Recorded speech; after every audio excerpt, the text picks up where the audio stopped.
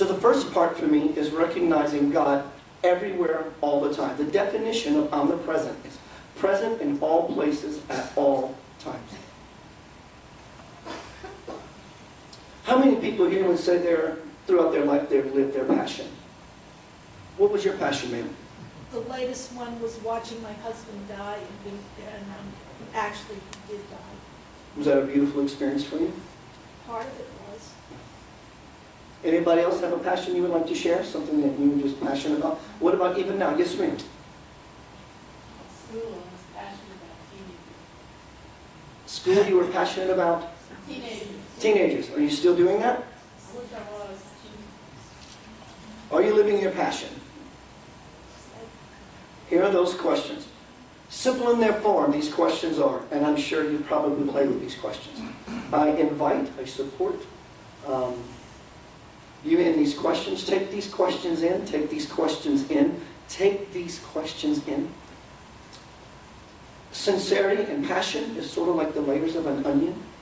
How far inside of yourself can you fall? Can you fall into the essence of who you are and be sincere? Here are those questions. Where did I come from? Very simple question. Very simple question. Where did I come from? Mother and father? We came through, obviously, our mother and father. They were the conduits through which we passed from this spiritual realm to this physical reality. Age of about 10 years old, my father, being from South Louisiana, would take me fishing often overnight on a fishing boat, in his camp boat, into the Gulf of Mexico. But I would always look forward to bedtime because I would go up on top of this little deck my dad had up there, and I would sprawl out this sleeping bag, and I would just lay back there with my hands behind my head, just looking at God, just looking at the stars, just letting my mind wander. And back to passion. I was passionate about this question. Where did I come from? And being such a young age, I had no accumulation of stuff that we gather and collect throughout our lives in the way. And so as I began to play this question out in my mind in a soundbite, in a loop, I began to be removed from my body. That's not accurate. I began to go further into myself as a spirit. And I found myself in a waiting place, a spiritual lobby, where souls that are about to be born hang out. And this is my earliest memory. I actually had this memory before I was born. And in this place, it was an infinite sea of souls, an infinite sea of beings. There was these, there's really not words to describe it. My best attempt would be there were these balls of light, souls, who we are before we take human form. And everybody's walking toward the front of the line, waiting to catch the train down to earth. And as the line started moving, the people who got near the front row, you can literally see the energy, the divine energy of their excitement and their anticipation about being born. But I looked in the back, and there was another phenomenon going on, which was souls were coming up, and some would join the line, and some would go to another place entirely. Where they went, I don't know. And when it was my turn to get to the front of the line, metaphorically going down as if a metaphor for my birth, I was aware of myself back on top of the camp boat. And for a young boy, that was a pretty intense experience. I knew in that moment there was more to the world of the invisible, the world of spirit, the world of God. It was more real than the physicality of everything I've experienced from that moment. Everything was just, it was like a hyper-awareness. And in this place, all there was love. Love, love, excitement, and love. Why am I here? I know why I'm here. I'm here to be happy. I'm here to be blissful. And when we are, that light begins to affect those who are not. I've discovered that if we believe that there's only a source of well-being in the universe, we call it God, passion, sincerity, love, peace, we can use all these synonyms for God. When we do what we love, if God is love, then we become in direct alignment with love itself. Because you're passionate, you're happy. You don't come home grumpy from work, take it out on the family, and then the wife takes it out, however the dynamic may be. I've discovered that it's passion. And when we align ourselves with love, happiness, passion, the source of well-being in the universe, we are living our purpose. We are here just to be blissful and happy. Who am I? Who are you? I'm sure most people contemplate this question most of their life. Who am I? My name's Keith. I'm a guitar player, I'm a bass player, I'm a singer, I'm a writer. I'm a father, I'm a brother, I'm a son. I'm really not all these things. These are attributes. But this is not who I am. If I was to ask you to point to Christ within, we would naturally point here. If I ask you to point to yourself, you naturally point here. So the idea now, for me, in my journey, in my walk, is to, after I had my experience in 1996, when this was happening, standing in the presence of divinity, there was truly no separation between myself and the experience. It was me on a level I have not yet experienced to that point.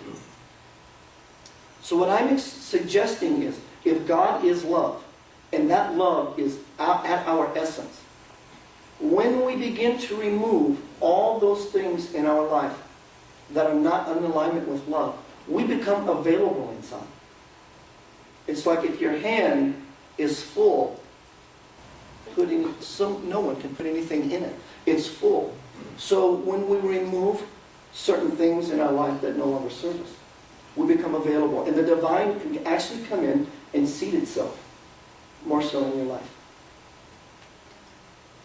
Where am I going? Before you can really ever get where you're going, you have to understand where you come from, why are you here, and who you are.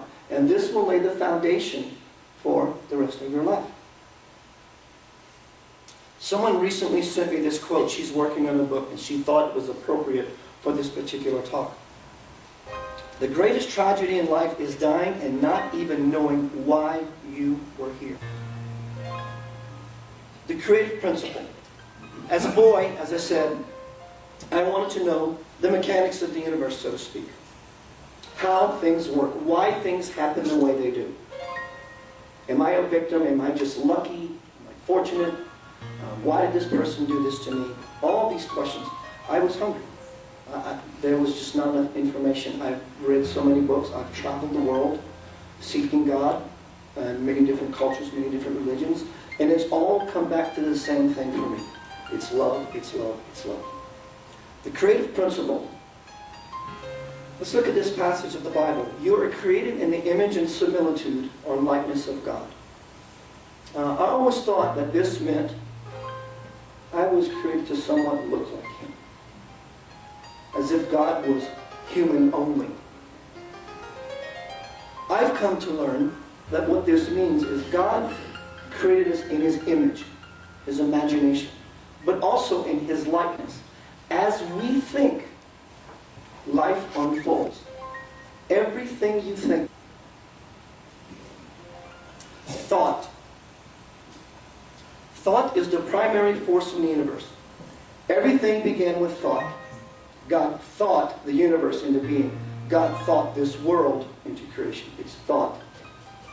And as we are created in His likeness, everything you think, every single solitary thing you think, it's a vibrational frequency that begins to happen in your life. How did you get here tonight? You thought to get in your vehicle. As you're driving, you think to turn down this road. You think to open the door. We have 30,000 thoughts a day. So thoughts are the governing factor of the path that we take. Your thoughts are either love-based or fear-based thoughts. There are no neutral thoughts. And they all create. Thought is what gives form. God thought the world into being. And so we have this physicality. Thoughts can be considered things. Thoughts are like a radio frequency. It's like a radio frequency. And feeling would be considered the volume on your radio.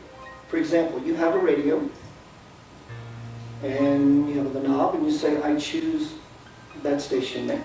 You had a thought, you chose a particular frequency. And so your feeling would be considered the volume. And what happens when you turn the volume up? Of course, the music gets louder. The metaphor would be that your life happens quicker. Jesus wants to create wine. First thing he has a thought. They need wine. So he uses the thought to bring the idea into a form to be manifested. But that's not enough.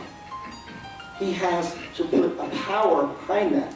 And that power is love. So he aligns himself with thought, creates the feeling of love, turns it up, and it materializes out of thin air for those people. Feeling guarantees the manifestation of your thought.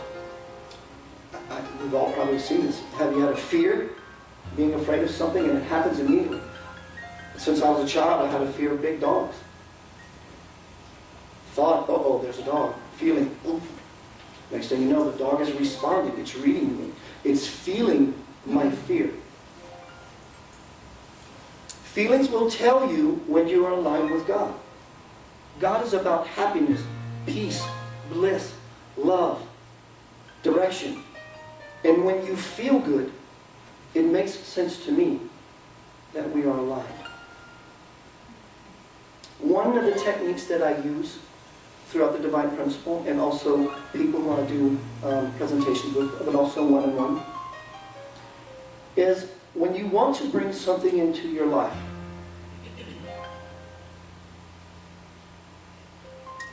launch your thoughts from a feel-good space. Find a reason throughout your day to feel good. If you find yourself deviating from your happiness, happy for no reason, be happy for no reason. Don't wait on a circumstance or a situation or a reason to be happy. When you're happy, those things gravitate to you. Because God is in those things that we perceive as missing from our life. And so when you're happy, full of God, they begin to happen. So as you go out throughout your day and you find yourself deviating from your bliss, your happiness, pull out a picture of someone you love. Hear a song. Think of something pleasant. Whatever the excuse is to get back into alignment with God, happiness. And then you start thinking about those things that you want to bring in your life. I need my house painted. I do. Look at a picture of your grandchild and appreciate them and love them and think. Feeling is your barometer to real power, God. There's a third component to the creative principle, and that's action. Thought, feeling, and action. I'm looking for a job. So I'm looking in the newspaper. It's an action. My looking in the newspaper, I may not find the job. But my taking the action will bring it to me. It's because I'm using these three components. These three components make up the human being. Thought, feeling, and action. Action anchors your creative energy. It brings your goal to you. Action is your passion in motion. When you're passionate about something, you do everything you can to make it happen.